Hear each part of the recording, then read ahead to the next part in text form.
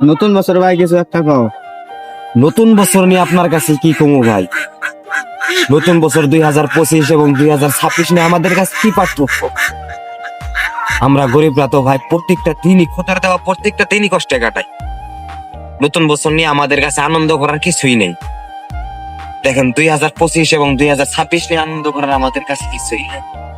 খোদার দেওয়া প্রত্যেকটা দিনই ভাই আমরা কষ্টে কাটাই। কারণ ভাই আমরা মধ্যবিত্ত ঘরের সন্তান। যদি একদিন কাজ না করি আমাদের পেটে ভাত যায় না। আবার যদি একদিন কাজ না করি আমাদের পেটে পাল্লে তো ভাত জোগে না। আবার এক মুঠ চালও থাকে না। আমাদের প্রত্যেকটা দিনই কাজ করতে হয়। তাই আমাদের মতো গরিবের কাছে আবার নতুন দিন আর পুরান দিনের কি পার্থক্য? খোদার দেওয়া প্রত্যেকটা দিনই তো আমরা কষ্টে কাটাই।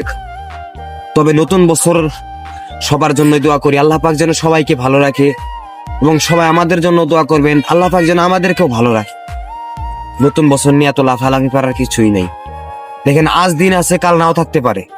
আপনি এখন আছেন সন্ধ্যার সময় নাও থাকতে পারে। আপনি মইরা যাইতে পারে।